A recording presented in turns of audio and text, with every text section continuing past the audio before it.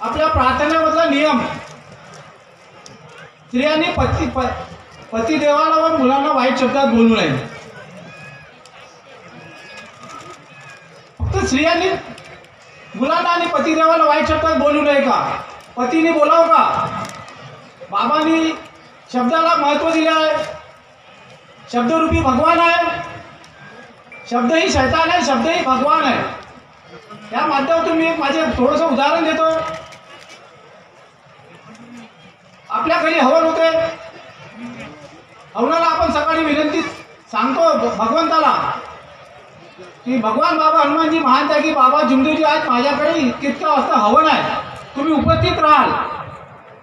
भगवंत खरोखर आपल्या घरी त्या दिवशी उपस्थित राहतो. म्हणून ज्या दिवशी आपल्या घरी हवन राहते त्या दिवशी शक्यतो आपण घरात वादविवाद टाळावे, शांततेने आपले हवन कार्य घडवावे. माझ्या घरी हवन होतं. मी भगवंताला सकाळी विनंती केली की आज माझ्या घरी हवन आहे, भगवंत तुम्ही उपस्थित राहाल. मागच्या की जुमदेवजी उपस्थित राहाल. हवन केलं, आपल्या वेळेवर हवन केलं. नुकतंच हवन आटोपून बाहेर निघालो, म्हणजे बाहेरच्या रूममध्ये आलो. माझ्या मित्राचा एक फोन आला. माझ्या दुकानाजवळचा एक व्यक्ती मरण पावला होता. त्याच दिवशी त्याला HIV झाला होता. मी फक्त मजाकी इतकं बोललो की जाऊ दे यार, आपल्याला HIV होईल. माझे शब्द निघाला. हवन होतं त्या दिवशी भगवान बाबा हनुमानजी उपस्थित होते. त्या दिवसापासून मी 1 वर्ष परेशान राहिलो. परेशान म्हणजे असं झालं की मला स्वतःला वाटत होतं की मला HIV झाला म्हणून. मी माझं जेवण खावण सोडून दिलं. मला त्रास व्हायला लागला. मी डॉक्टरी उपचार केले, सगळं नॉर्मल निघाले. पण माझ्या मनात जी भीती निर्माण होती होती, मी जो शब्द बोललेला होता तो माझ्या मनातून निघालेला नव्हता. भगवंतांनी त्या दिवशी माझा शब्द पकडून ठेवलेला होता. त्या परिस्थितीत मी कोणाच्या घरी जात नव्हतो, कोणाच्या घरी येत नव्हतो. माझं लक्ष पुढे लागत नव्हतं. मी माझी ब्लड तपासणी केली. नागपूरच्या मेयो हॉस्पिटलमध्ये जाऊन मी माझी ब्लड HIV टेस्ट केली. रिपोर्ट ही निगेटिव्ह आला. पण माझ्या दिमागात आणि माझ्या मनात जे एक भीती निर्माण झालेली होती ती दूर नव्हती झाली. माझ्या मोठ्या भावाचं जेव्हा ते निराकरण केलं मी, त्यांनी मला जेव्हा विचारलं तेव्हा मी त्याला सांगितलं की मला असा प्रॉब्लेम आहे, अशी माझ्या मनात भीती आहे. मी पुढे रिपोर्ट काढले, माझी रिपोर्ट निगेटिव्ह आहे. माझ्या भावाने मला थोडं मार्गदर्शन केलं. तू आठव, तू काही बोलला, काही चूक केली. म्हटलं नाही.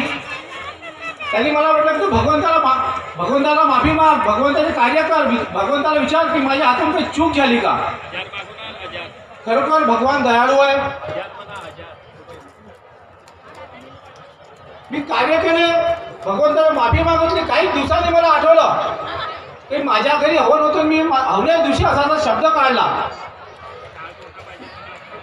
मी कार्य केले, माफी मागितली. खरोखर भगवंत खूप दयाळू आहे.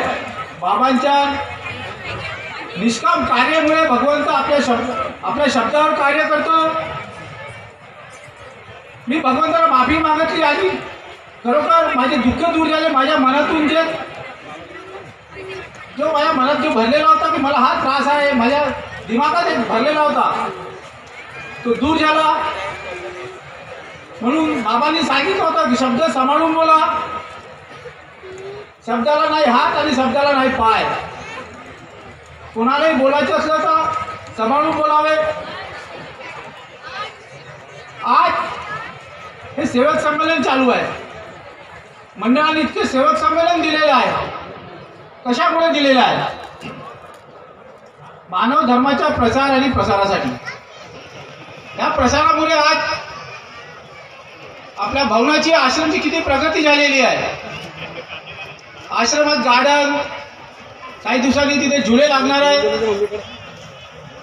किती प्रगती झाली आहे आपण पाहत आहोत. मार्गाच्या प्रसाराने प्रसार होऊन राहिलेला आहे. काही दिवसांनी कुटी चालू होणार आहे. हे सगळं सेवक संमेलनाच्या माध्यमातून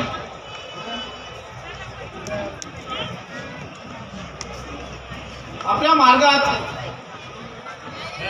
जसं आता सांगितलं की बाबांनी आपल्या शब्दावर भगवंत उभा केलेला आहे.